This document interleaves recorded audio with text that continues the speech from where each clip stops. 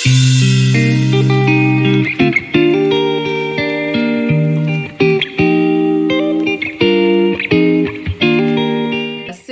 so Okay, so since it's a very small cohort, so I would like to keep it interactive. And if you have any questions in between, please feel free to ask me in the chat box, or even, you can unmute yourself and ask me if you have any queries regarding this. So before I start, I have a disclaimer. So, which is the opinions expressed during this session are based on my experience alone. And this experience is individualized based on what my priorities are and what my experiences are, what my strengths and weaknesses are. So, this entire journey of how I secured a PhD and the funding is solely based on that. If you start pursuing it, obviously, you will have an entirely different journey, but I can give you tips on how to make it a little bit easy. And then I have not been paid by any resources that I will share or recommend. There are certain YouTube channels or certain portals that I have utilized during my journey. So I will be sharing those with you. So okay, PhD in medical education. As far as USA and North America is concerned, so I will have this very clearly stated that if you're looking for a funded PhD in medical education, that is not possible in North America. In Canada, you can secure a fully funded PhD in medical education, but for that, you have to have a PR status, or you must have an immigration status in Canada. Only then you can, you can apply for a fully funded PhD in Canada, but it's very competitive. So unless and until you have a PR or an immigration, a Canadian immigration, then it becomes easier. As far as USA is concerned, so I spent around 4 to 5 months figuring out and going to different websites and checking out all the courses in PhD medical education or health profession education. Not a single program provides you with scholarship or funding, even not even a small percentage of it. So why am I here? So because if you check out all the faculty members of medical education departments in USA, you will find out that a lot of those, in fact, majority of those faculty members do not have a PhD in medical education per se. They will have a PhD in sociology, they will have a PhD in anthropology, they will have, in any other field of education, and they will be working in the Department of Medical Education. And those PhDs are fully funded. So why the difference? Because PhD in medical education is mostly hybrid. Like you go there for one in the beginning of your course, and then you just go there for your exams. You do your thesis while you are in your home country. So in such situations, they are unable to give you funding because funding is based on your mutual benefits. You are benefited because your tuition fee is waived off, and the university is benefiting from you because you are working as their research assistant or their graduate assistant, or you're providing your own services to the institute. So it is a mutual beneficial thing going on when a funding is involved in PhD. And this is what I will be talking about when we are discussing the application as well, that when you are applying, you have to convince them that they need you as much as you need them. So what you can do is, if you are planning to stay in North America and you do not have any issues with PMDC, then you should go for this PhD. And for that, you can pursue PhD in higher education, PhD in curriculum and instruction, and PhD in educational research. So my PhD is in educational research. So while you're searching for PhDs in educational fields, what you must do is that you should only apply in universities which do have a medical or dental college associated with them. Then when you're applying, you must also talk to your supervisor or your advisor that you want your thesis to be somewhat related to medical or dental education. Even if you, but if you're planning to stay in Canada or USA, then it's not even required that your thesis is completely based on on a sample size obtained from medical or dental college. You can work on different fields as well. For example, when I applied my thesis, which I proposed to my advisor, was based on diversity, exclusivity, and equity. So it's not entirely related to medical education, but when I will be pursuing my PhD in educational research, I've talked to my advisor that I will try to make my thesis somewhat related to medical education. So what we're going to discuss in this webinar, we're going to see what is the difference in Fulbright and direct admissions into the university. Then how do you select the university? How do you submit the application? What do you write in your personal statement? Who should write your letter of recommendation? And how to prepare for GRE, TOEFL, and visa. So it might come as a surprise to maybe a lot of you, because it did for me, that visa preparation, visa interview preparation is a whole new subject when you're applying for any course in USA. Because even if you have funding, even if you have secured your admission, visa interviews carries a lot of importance. So the difference is, first of all, the type of visa that you will get.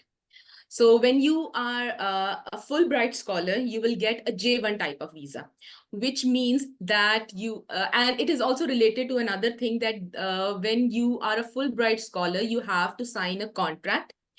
So, and it is also requirement of your J1 visa that after you complete your PhD, you have to come back to your home country or any other country, and you have to stay at least 2 years outside US before you can travel back. As far as the contract is concerned, HEC makes you sign a contract that you have to serve an institute in Pakistan for at least 5 years before you can go anywhere else. And you also have to, once you are shortlisted for the interview, you also sign a contract saying that you will not apply directly to any university in USA. Since they are shortlisting universities for you, since they are preparing your application for you, so they want you to be 100% committed to it. So they want you to sign a contract saying that, okay, since I am now shortlisted for the interview, I will not directly apply to any university and obtain their funding. And as far as GRE is concerned, so if you're applying for Fulbright, GRE is must. You have to take GRE. If you haven't taken GRE, your application will not be accepted. So we will talk about GRE, like how much score do you require, and because everybody always gets scared by GRE, and they initially, when I wanted to apply for masters in a Fulbright program, I didn't attempt it because I thought I wouldn't be able to go through GRE. But for my PhD, I did take GRE, and I will share my experience of how it was. Then university selection. So the biggest advantage of Fulbright scholarship is that you will be admitted into a higher ranking university. You can get into any university in New York, Boston, New Jersey, bigger cities, bigger states, and universities with higher ranking. Why? Because the universities know that you're bringing your own funding. So they just check your profile, whether you are worthy of getting the admission or not, and the funding is catered for. So they are, and also because it is a huge name, because Fulbright scholars, if you attend any of their webinars or their sessions or anything, they would always write Fulbright scholar, even if they have, even if they had graduated a decade before, they would still write Fulbright scholar because it is definitely a prestigious scholarship. So this is the main difference between both of them. So as far as direct university funding is concerned, they usually do not require you to sign a contract. And for GRE as well, if you do not want to take GRE, you can shortlist the programs that do not require GRE, because after COVID, a lot of programs have waived off their requirement of GRE. But you can also ask the university if there is a requirement of GRE. What you can do is you can email the program director and ask them, request them to waive it off for you, citing that you have a medical background and you haven't studied maths in, a decade, so maybe waive it off for you. Usually they don't, but it wouldn't hurt to ask. So let's start with Fulbright first. So GRE. From last year, they have increased the requirement of the minimum score that you're supposed to acquire. So you have to have 145 in verbal and 145 in quant. Verbal is English and quant is maths. So how do you prepare for it and when do you prepare for it? So Fulbright scholarship applications usually open around October and November, and the deadline is around somewhere around, I think, April. So for example, the deadline of Fulbright scholarship is 15th April. So you must have taken GRE by 14th April, even if you do not get the result by that date, but they should know that you have taken the GRE before the deadline of the application, because the result is directly shared with the Fulbright committee. Then yes, so this is one platform that I used to prepare for GRE. I took around, I think, roughly around 2 months to prepare for it. So for the first month, I was just getting acclimatized to the format because it was very new to me. I had not studied maths in a long period of time. And the English is so difficult that you would think that probably you have never studied that English in your life and it sounds like French. So then somebody, Dr. Adil, he recommended, he's a Fulbright scholar. He has completed his PhD from USA on a Fulbright scholarship, and now he's working in University of Lahore. So he guided me and he directed me towards this website, Scholar Den. I bought its subscription and for a month. So they have lectures regarding different topics which are usually come in the GRE exam, and they also have mock exams. And surprisingly, whatever I scored in my mock exams in Scholar Den portal, I scored somewhere very close to the marks that I had been scoring in the mock exam. So it is a very good resource if anyone wants to attempt GRE. Then there is Magoosh. You can download its app on your phone, and it helps you with the English because it has flashcards, and you can, while you're just commuting to work or you're just sitting idle, you can go through the flashcards and it will help you in, preparing for the verbal section. So ETS website. So ETS is the platform from where you register for GRE.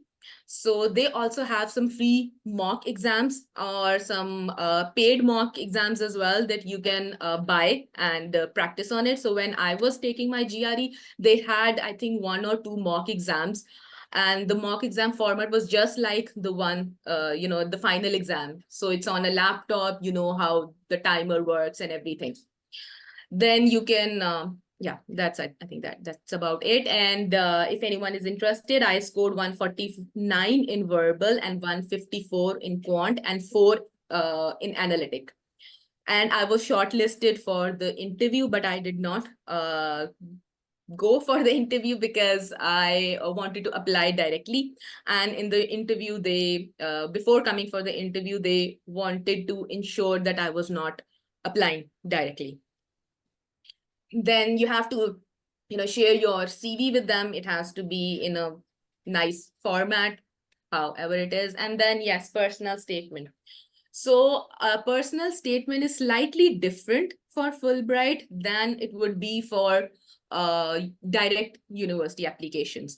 So personal Fulbright, what they are looking for is potential leaders. So you would want to write your qualities as a leader, and they should also know that you are a collaborator. You've worked with different organizations, maybe you have volunteered in an NGO, because that plays a very important role. Volunteering in an NGO in whatever capacity it is, plays a very important role in your Fulbright as well as in your direct university application. And they when you're applying for direct university application, it might not have a bigger impact on your admission, but it would definitely have an impact while you're applying for their funding. Yes, work experience, like I said, you should volunteer. So in my case, I worked for Khan Academy Urdu. I was a video creator. And I also have a podcast in which I talk about research opportunities for dental researchers. And also I included that in my personal statement as well. And so for those of you who don't know what Khan Academy is basically an educational NGO which started in USA. So it's brought into Pakistan, and we made all those videos in USA. So it was, officially done that we had to make those videos in Urdu. So, and they are freely available on YouTube. Yes, then you have to write your study plan and which is also known as a research statement in your Fulbright application. So this is one other difference, that for Fulbright application, you must have a proposal. It's not necessary to have a proposal while you're applying to universities directly, but Fulbright requires it. Then they also require your writing sample. So writing sample can include anything from your published articles or a part of your thesis, but make sure that whatever you're submitting as a writing sample, you are the first author, because you don't want to share an article in which you are third or fourth author, because that is not mostly your writing sample. Then letter of recommendation. They require 3 letter of recommendation. So you should be smart enough to select those recommenders.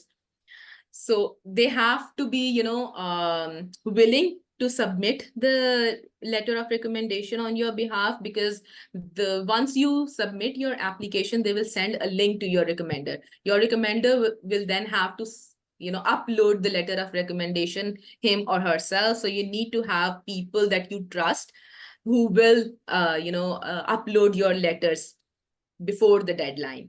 So as far as my recommenders were concerned, so I had my principal, my college principal, write me a letter of recommendation, because I thought that he would be able to give a fair idea of my professional ethics and all that. Then for my academic recommendation, I had my teacher from master's in medical education write me a letter of recommendation. And then the third, I had from my Khan Academy boss, because I wanted to highlight the Khan Academy portion in my Fulbright scholarship, because I knew that this is what they prefer. So it's not written anywhere that they prefer it, but it is an unsaid thing. If you ask any Fulbright scholar, they must have done a volunteer work, or they have gone out of their comfort zone to do something other than what they're pursuing professionally. So it's very important that you have something that stands you apart from other applicants. Then TOEFL, you don't have to worry about TOEFL in Fulbright, because once you are shortlisted for the interview and you clear the interview, once you have cleared the interview, it means that you are now going to USA. So they will give you a coupon for TOEFL. So like right now, TOEFL exam costs you around $205. But if you're a Fulbright scholar, they will give you a token and it will be free of cost. But if you're applying directly, you will have to pay for it. And I think GRE fees is also around about $200, but if you qualify as a Fulbright scholar, they reimburse it for you. So if you are taking GRE with an intention of applying for Fulbright, I would recommend that you, keep the receipt with you, because they would require it later to reimburse the cost for you. So direct university admissions, yes. So which universities to choose? Most of the people say that you should also go for ranking like QS ranking, US News ranking. Quite honestly, I do not understand those rankings. I just applied to places that I thought, they align with my goals in future, and they align with my research interests. So I just went on different universities, but make sure that if you're applying for medical education or for any other medical field in basic sciences, make sure that those universities have a medical or a dental college associated with them and in the vicinity. For where I'm going, they have their dental and medical college 50 miles from my city. So I will be able to work with them. How do you contact your potential advisors and program directors? So once you go, you just plain write Google the universities. For example, I wanted to apply in higher education, curriculum instruction, educational strategy. So what I would do is I would simply type USA, PhD, higher education, USA, PhD, educational research, USA, PhD, curriculum and instruction. Then I would individually go to their departments and search for their faculty members. If I thought that that faculty member is doing some research that aligns with my research, I would just simply email them. And the best time to email them would be, starting from next month, like August onwards. It is not recommended to email them during June and July because they are on summer vacations. They're enjoying their vacations, so they might not reply back to you, and you might feel a little discouraged. So it is recommended that you start, emailing them sometime after mid-August, because that is when they return to their work, and also because PhD applications usually end around 1st of December. So they want, maximum people applying before that. So it is highly probable that they will reply to you if they feel that they want you in their department. So what do you write in your email? Now, this is where the difference comes. For Fulbright, you have to submit an entire proposal, but that is not a requirement when you're applying directly. So in my emails included usually my brief introduction, and then just in 4 or 5 lines, I explained what I plan to do during my PhD. But don't worry, you don't always have to just go for that research idea. You can change it later on when you start your PhD. So just focus on getting admission and funding, and then later on you can decide what you want to do in your PhD. It doesn't matter, even if even if you want to change your advisor in your second or third year of PhD, they don't mind, because they know, because PhD in USA is usually 5 years, which means that for 3 years you're studying their coursework, and the last 2 years you're mostly focused on your research work. So obviously there will be students who thought, for example, if I'm interested in leadership, I would, study psychometrics, and I would think, no, now I'm interested in psychometrics. So it's okay to change your specialty, and they usually welcome such things.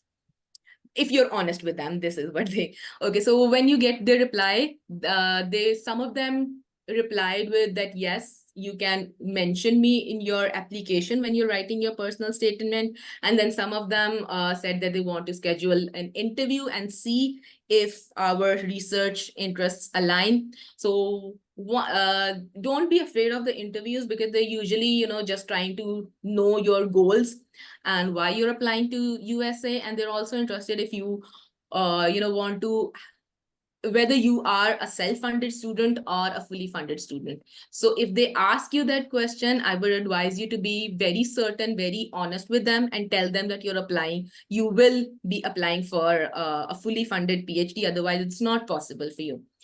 So then they will also, they can recommend you whether you should apply for this program, or some would say, no, we don't usually give fully funded PhDs to international students. So that's okay. You can skip that university. You can move on to another university.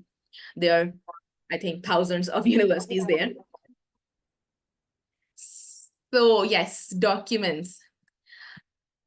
before you start, not before you start, but simultaneously, while you're searching for universities, I would recommend that you get your transcripts and degree verification from HEC, because that takes a long period of time, because you have to make your profile on the HEC website, take an appointment, go there, get your documents attested, and then WES evaluation. If you look at the requirements of universities, they usually want you to send them your transcripts and degrees via WES. Some of them would require you to send them your documents via WES even before you submit your application, like during that period of time. Some would require you to send them after you get admission. So it's recommended that you complete this WES evaluation process before applying to universities, so that there's no hindrance. Because a lot of times I've heard that students fail to secure their admissions even after getting admission into a university. They fail to secure their seat because they did not send their WES evaluated degrees on time. What is WES evaluation? You can go to the website and check it out. You have to upload your documents, and upload your documents, and then you have to send your sealed copies of transcripts to WES, and those transcripts should be sealed by HEC, and it should have a seal of HEC on top. So there's an entire process explained on the website that you can follow, and it is also financially exhausting. I think it would cost you somewhere around $300 to $400 for this entire process. So if you have any further questions while you're applying for WES evaluation, you can contact me. I will give you my contact at the end of the webinar. Then English proficiency exam. So for direct application, you have choices. It's IELTS, PTE, TOEFL. I took TOEFL. So I think it was easy. I have no idea about IELTS and PTE, but some universities would, they give you an option of whichever proficiency exam you want to take. And then personal statement or other essay. Some universities will require you to, all the universities will definitely require you to submit a personal statement. But as far as other essays are concerned, there will be certain universities. For example, when I applied to St. Louis University in Missouri, they had given me an option of 6 essays. They wanted me to write an essay on one of them, and that was required for graduate assistantship, because graduate assistantship is based on that essay. Then for University of Minnesota, because if you follow their goals and their vision of the universities as well, University of Minnesota has this goal that they are trying to increase the diversity, inclusivity of the university. So they also want you to write an essay on how you will bring diversity and diversity into the university. So you have to write, it's a plus point for us that we are Pakistani. So we'll say that we will bring, different kinds of ideas from here. And we know what challenges the educational system or the healthcare system is, what sort of challenges we have. So we will be able to, bring diversity to your university and stuff like that.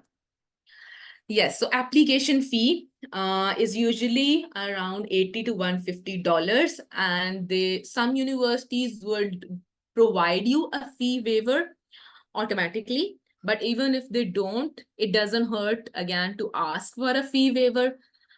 So for example, John Hopkins, when I was applying, I had no intentions of applying in John Hopkins because they were offering PhD in education and not higher education. And when I looked at the faculty, they were more focused on their high school system, like K-12 education system. So because I am involved in higher education, so it did not align well with my goals. But since they had waived off the fee for application, so I thought, why not apply in John Hopkins? And it will be an honor to be rejected by John Hopkins, and I do have that honor anyway. So they have certain universities will also have a condition that if you apply before 1st November, then we will not charge you any fee. But if you apply after 1st November, then we will charge you a fee. And usually the deadline is 1st of December. So I would highly recommend that you submit your application at least 15 days before the deadline, because they start reviewing the applications before that.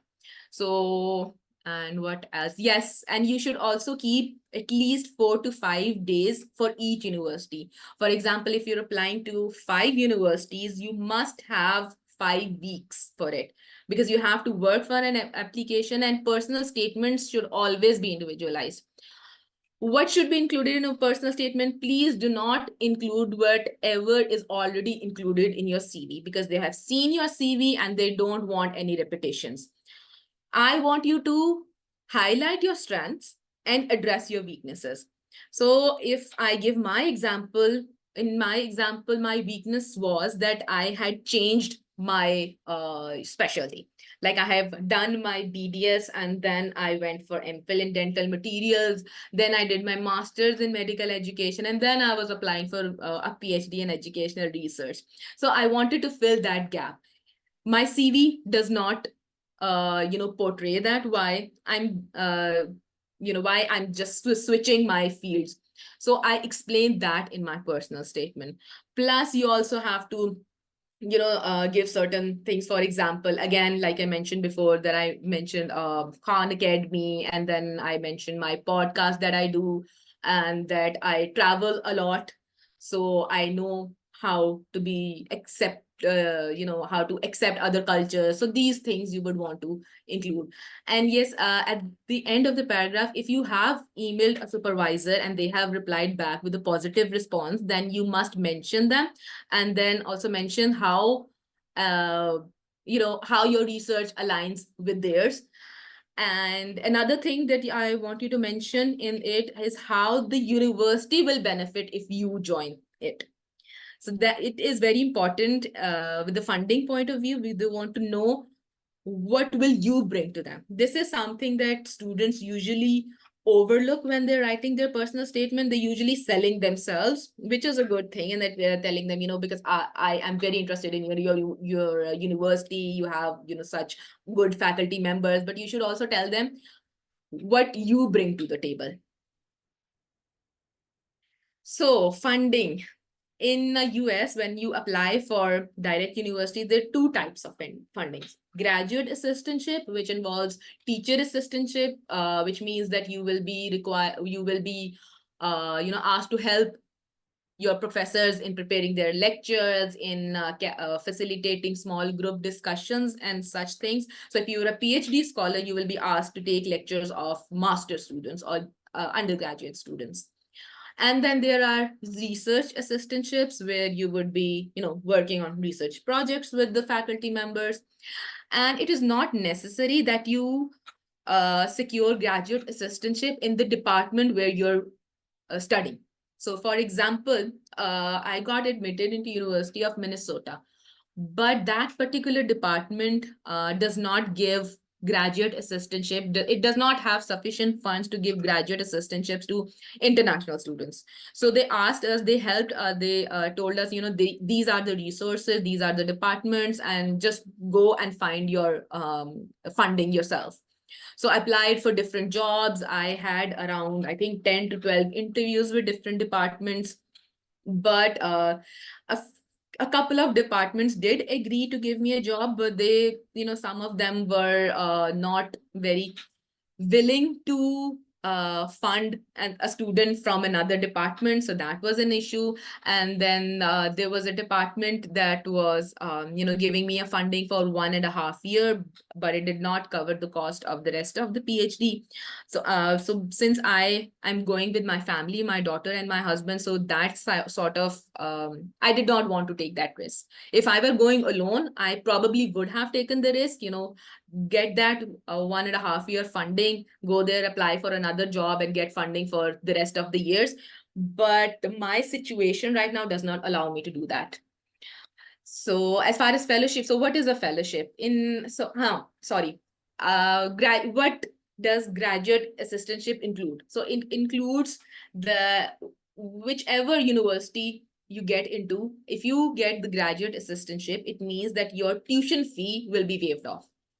Secondly, you will get health insurance. which is a huge thing because it will cost you around $350, which is more than, I think, 3 lakh per month. So that will be free. And thirdly, they will give you a job, and you in the visa that you will be there, you I think the maximum you can work is 20 hours per week. So you will get that job. So you will be paid for that so that you can, spend it on your rent and other expenditures. So this is what is included in a graduate assistantship. As far as fellowship is concerned, mine is a fellowship. I got lucky in the sense because fellowships are not usually given to international students unless and until the university is working to get international students, because diversity and inclusivity. So that is a plus point for us Pakistanis, because Alabama does not have a lot of Pakistani students there. So that also might have played a role. I don't know. And so what happens in a fellowship is that once you get admission, your department then decides whether they want to nominate you for a fellowship or not. Fellowship is usually given by the university. So this capstone fellowship, my supervisor and the department head, they nominated me for a fellowship, and they shared a whole document with me. Uh, because, and the document said, so the document had a lot of prerequisites for the candidate who can apply for a fellowship. So it included research publications. You must have research publications and impact factor peer-reviewed journals. And you also, so this particular fellowship also required the candidate to have some experience in media. So this is where I, gave myself a pat on the back that I had mentioned Khan Academy and my podcast, because it surely played a role in getting me this fellowship, because that was the requirement of the fellowship, that the student, the candidate, is involved in such activities as well. And then obviously they have a GPA of more than 3.5, and they, then you have to maintain that GPA throughout your course of PhD. So the fellowship includes, again, tuition fee waiver, health insurance, and a stipend without the need to work. So I will not have to work, and I will still be getting a stipend. But if I would be working on research projects for my supervisor and stuff. So yes, and then there are certain universities who do not give fellowship to international students. That's okay, because when I had my orientation with the University of Minnesota, they clearly mentioned that we have nominated students for fellowship, but they are local students who have US passports. So that's okay. Okay, so now coming to the visa. So there are two types of student visas that I know of, F1 and J1. So J1 you get when you are a Fulbright scholar. Like I mentioned, they have a condition that once you complete your study, you have to come, exit USA for a minimum of 2 years before you can re-enter.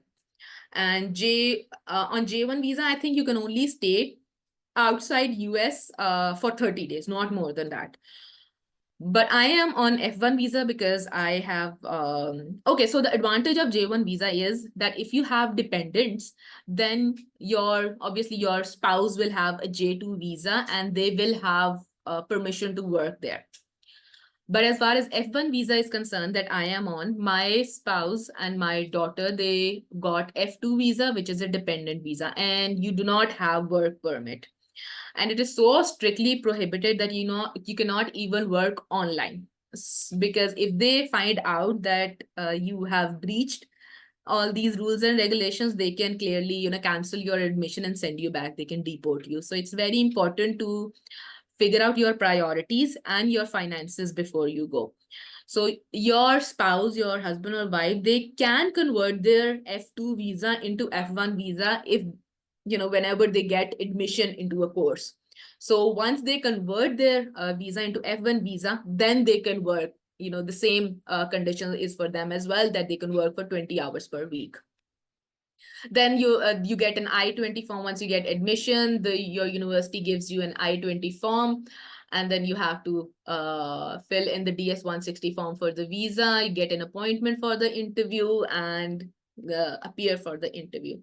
So what the interview, if you are applying for masters or for PhD, please never go to consultants, because they will only, charge you a lot of money, and you need that money once you go to US, and you need that, it's very financially draining, because you're taking your GRE, TOEFL, you're doing your WES evaluations, then application fee is also, if you're applying to 5 universities, then you should, have an average of $500 when you're applying.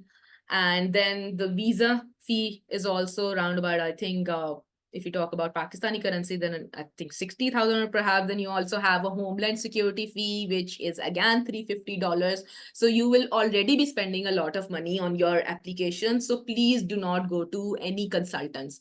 So another reason for not going to consultant is because consultants have certain universities that are very low ranking, and they know that they have an acceptance rate of 95%. So, uh, they will give you admission. But the visa officer also now knows that these are consultants' favorite universities. So if they see that name on your I-20 form, they will clearly reject your visa. So it's very important that you apply yourself, because then you will know why you're applying to that particular university, and you will be able to explain that to the visa officer. So in my case, people usually say that they don't ask a lot of questions and they have already made up their mind.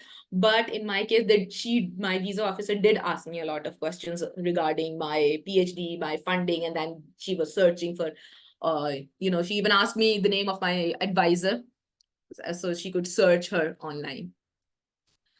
So the resources, there is a YouTube channel, TST TOEFL Preparation. It's an amazing channel. They give you a lot of practice questions. So I prepared for 2 weeks for TOEFL, and I scored 116 out of 120. And this is the only resource that I used.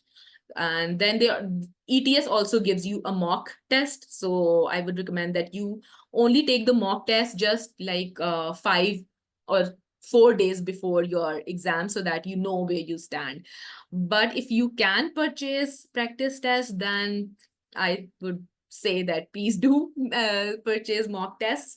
So just take one mock test before you start your preparation, and then one in between, and then one at the end, so that you know your progress.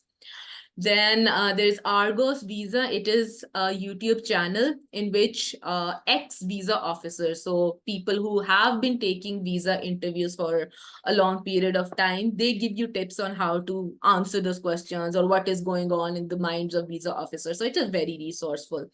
I did not actually prepare for my visa interview. While I was traveling to Islamabad, I just looked at all these videos in this channel, and they were very helpful.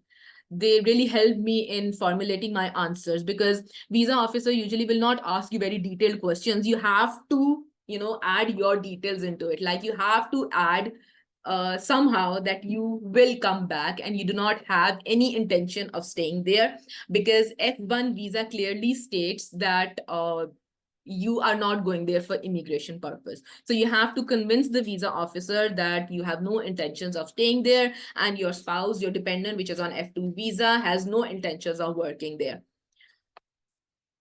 Okay, and yes, there's this office in FC College by the name of Education USA. So it is a US consulate office. They help you free of charge. Like I would suggest you to go to their Insta page, like the page, and follow all their updates. They are the ones who are handling Fulbright scholarship, but they also help you if you're applying directly as well. If you go to them and you tell them, that I want to go to this state or this is my specialty, they will give you, study counseling sessions on where to apply, how to apply. And for example, they just last week, I think, they had this orientation for all the students who are going to US and who are not Fulbright scholars. So it was free of cost. It was organized in PC, and it was very well organized. They had, it was a very detailed session, and they, keep you updated with everything. So I would suggest that you follow them on Facebook or Insta, whatever their page is, and if, you take their number from the website as well and contact them if you have any queries regarding your admission. So these are all the people who made it possible for me, and I am really very grateful to them. So this is my contact. If you have any questions, because it is just a brief, you know, just a brief thing that I did here. It took me around 1.5 years to get admission, then secure funding. So it is a long process and it is very exhausting. It is financially very draining. So, but hang in there and pray for me as well. So any questions? Thank you so much, Dr. Sundar, for such an informative presentation. Any question, anyone? Yes, I have a question. I'm Dr. Khala. Yes, please. Assalamu alaikum, everyone. Dr. Sundar, I have a question because currently I'm living right now in USA and I am on G4 visa. Sorry, which Luckily, visa? nowadays I was G4 visa. Okay. My husband is on diplomat visa. So Okay. I was already looking for the PhD options in USA, and meanwhile, I was lucky that I had this session. The thing which I'm having a little bit difficulty looking for, I'm looking for the universities right now.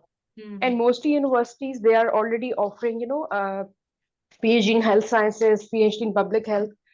You have also changed the field from medical education or health professional education to educational research. That's right. So how we will come to know that there are certain universities which are offering different PhD in different fields. One point, and another point is that what will be the effect if we are going to change our field? Are there more career options in Pakistan also or abroad? How you will take it along? Okay, so if you are planning to come back to Pakistan, then I would suggest that you stick to a PhD that has written PhD in health profession education, PhD in medical education, because PMTC is very strict with these rules. Yeah. During PMC times, they were not very strict. They would hire you, and it also depends on the the leadership of the institute as well. Because I am a dentist and I have worked in a medical education department in a medical college that was only MBBS. So the principal. No, same with me. I am also BDS from Nishtar, and I have done work in Nurse School of Health Sciences. Just right now, I'm doing work there along with. So, yeah. So as far as PhD in medical education and health profession education is concerned, in USA, they have, there's University of Chicago in Illinois, there's Warner Rochester University, then there's St. Mary University. A lot of universities are offering PhD in healthcare education or medical education, but they're not fully funded. They will never be fully funded because they're hybrid. And if they're hybrid, then you are not giving them anything, in return. So they will not fund it for you. Exactly. Yes. So why I chose educational research? So it's a long process. It took me like around 6 to 7 months to go into individual universities' websites, search for their faculty members. So just quoting my example, my research work in master's was under representation of females in in medical education. So I went into different websites, saw the faculty members and saw which faculty member was working on diversity, exclusivity and inclusivity, or who were working on leadership or on women representation, stuff like that. Then I would email them. So I only applied in universities whose advisors emailed me back, because obviously there is an application fee and I don't want to waste it on universities who will not, admit me. So this is how I shortlisted. And as far as the university that I'm going to is concerned, so that my advisor was a specialist in qualitative research. So when I emailed her, she particularly asked me to mention in my personal statement that I will be joining the qualitative department. So I might change it or I might not, but I mentioned it in my application that, I have done my work in phenomenology and I have also done in women leadership. This is what my supervisor has been doing. for the last many years. So this is how I was, I selected. So I also, I have applied in I think applied in 5 universities. In University of Minnesota, I applied for PhD in higher education because the supervisor that was working on women leadership and similar topics belonged to the Department of Higher Education. And then in St. Louis, I applied in curriculum and instruction. Again, how I found out, because I had a meeting with the program director of the Department of Education, and she directed me towards that advisor. So I found out that, okay, she is working for PhD in curriculum and instruction. So, but you also have to see that they the programs that you're applying to, what are their goals? For example, this particular PhD that I'm going for, they work for higher education. And like I mentioned in my presentation as well, that PhD in education from Johns Hopkins, they are more concerned towards their high schools, their K-12 system. I don't know what that is, but they are, more about higher schools and Yeah, they were not offering it. They're totally offering high school programs. I've explored Yeah. Johns Hopkins. Yes, Yeah. because they have a PhD in education, not a PhD in higher education. Medical education. Yeah. Okay, not even medical education. I hope I've answered your question. If you have any further questions, you can I contact me. have, Dr. Sundar, thank you so much, but I would be contacting you on your email because Sure. right now I'm in that procedure. Okay. Sure. Most Thank you. welcome. Okay, there's another question. Do you have to have a proposal before sending emails? Not a complete proposal. So like I mentioned, for a Fulbright, yes, you need to have a full proposal. But for direct applications, no, you do not need to have a full proposal. You just need to have some idea in your mind, because when you're writing an email, your potential advisor should know that, okay, you're capable of thinking on your own. It does not have to be a very novel idea, because they know that you have not yet done your PhD, but they should at least know that you have the ability to think about it. Because when I was emailing the potential advisor and not mentioning any ideas that I want to work on, nobody replied me back. As soon as I started incorporating that, this is what I want to work on, and this is the framework that I want to work on, and this is what I'm planning to do once I join the PhD, I instantly started getting replies. Any other question?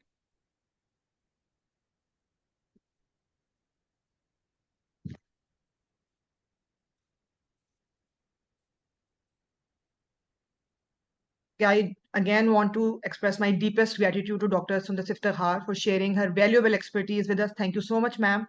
Thank you for having me. And I hope every one of you have filled the form. I also like to thank all the participants for their time and participation. And I also look forward to see all of you again soon. Until then, take care and stay connected. Have a nice day.